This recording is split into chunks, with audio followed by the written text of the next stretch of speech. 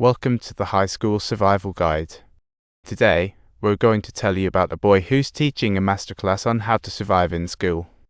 Every day, Andy does homework for classmates and gives cash to the bully in return.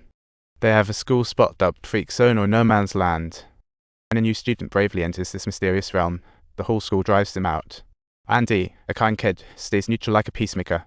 He neither allies with bullies nor associates with the so-called freaks. Andy dreams of being a writer like Mr. Simon. After holidays, Andy bikes around delivering papers like other boys, secretly crushing on school sweetheart Mary. That day, Mr. Simon announced class project groupings. Poor Andy was paired with Stanley, a disastrous combo. Due to biases, Andy hesitated, but Mr. Simon saw through him. Seems it's his special trick. Mr. Simon knew exactly what Andy needed by putting him with Stanley, not a random assignment, though he didn't go into details. He just encouraged Andy to give it his all. Despite Mr. Simon's support, Andy hesitated because of his classmates' gazes, truly a case of modern melancholy. Andy stood on the outskirts, shouting for Stanley, who was as still as a statue. Andy was left feeling quite helpless. Finally, Andy mustered the courage to approach. It was their first chat. Stanley, quite blunt, knew Andy didn't want him as a partner. "Not my problem, I don't want to team up with you," Stanley secretly thought. In fact, he planned on doing the report all by himself. "I just want to finish the report alone. Just give it to me," Stanley explained, thinking, what a chatterbox. Andy thought, Stanley is such a serious guy, he makes me feel like I'm always slacking off. Besides delivering newspapers by bike, Andy also mowed the lawn at home. His dad, a programmer, always sticks to rules, a real strict enforcer. Every time mowing the lawn, his dad lectured him, saying, "This is unreasonable." He deserved a serious teacher tag. "Watch me, I'll fix this." He's literally a home engineer. In his eyes, life experience is the ultimate truth, disregarding the kid's feelings, classic mother-in-law style parenting. Andy thought Stanley a widow. He didn't study at the library in holidays but helped his dad work cosmic luck. The only chance to learn was at lunchtime in the freak corner. At the entrance, Andy couldn't help but feel puzzled. He thought, why does big guy suffer every day? Did heaven really send him to this world? Confusion washed over Andy. Andy truly couldn't figure out what was going on in Stanley's world that felt like a jungle law out there. Upon hearing that name, Andy instantly sensed something peculiar and stood there blankly for a moment. "Hey, did you hear? Mr. Simon just won an award, a sports car." He used only 4 words, talk about hitting the nail on the head, describing the ultimate plan for peace. Andy was blown away by his teacher's talent. The classmates were left scratching their heads, but Mr. Simon confidently provided the answer. He truly was an embodiment of wisdom and hope. Only when humanity recognizes and respects each other's inherent value and deeply cares for one another's suffering can lasting peace be achieved. Andy and Stanley both shared a deep understanding of this.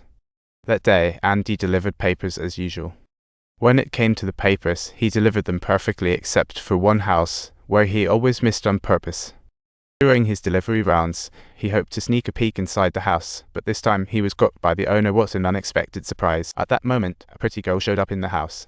Seeing Mary, Andy froze as if winning the jackpot. Although his father was fully aware of the situation, he didn't confront him directly. Andy was experiencing a truly complex mix of emotions. Every single Friday, during the study hall period, he would be occupied with work in the school office, preparing flyers for open house day or drafting memorandums for the upcoming car wash event. He'd always get assigned tasks by the vice principal. On a graduation flyer, Andy unexpectedly saw Stanley's name. What an unexpected twist. Norman was puzzled too. Stanley's life was already pretty tragic. Why would he want to participate and become a target? Even though Andy and Norton both disagreed, Stanley had made up his mind. Perhaps all these years, he wasn't silent around his classmates. Most of the time, he showed his tolerant side. He chose to read quietly in the free corner, not caring about others' opinions, just being his authentic self. After the last paper delivery, Mary's friend found Andy. Talk about serendipity. Andy thought, what a coincidence. It lacked some romantic flair, but he still found it pretty neat. At month's end, Andy collected delivery fees door to door, accepting tips and snacks. He didn't care, classic foodie. That day, Andy was especially cheerful because he could confidently knock on Mary's door to talk about anticipation. This caught the little tyrant's attention. The school's memory fortress was also secretly crushing on Mary. The hilarity. On his way home, Andy was ambushed by the little tyrant with a wet newspaper. Was an unexpected attack. Not only that, he snatched Andy's chocolate cookies, a grave food crime. Before long, the bully who once picked on Karen showed up. What a laugh. Yet Andy felt a pang of unease. He had no idea what would unfold next. Talk about the roulette of fate. Near the Churu area, Andy ran into a classmate who somehow revealed that Mr. Simon was different. For Andy, he didn't understand what it meant, but the gossip caught the attention of the eavesdropping bully. What bad luck. As partners for the graduation project, Andy and Stanley had to come up with a theme. What were they going to talk about? In a book given to Stanley by Mr. Simon, there was an essay about anti-bias, truly soul-stirring. Stanley believed that biases can take many forms, and the best way to combat bias and discrimination is with tolerance. During their heartfelt conversation, Andy seemed to set aside his prejudices and was slowly starting to fit into this circle.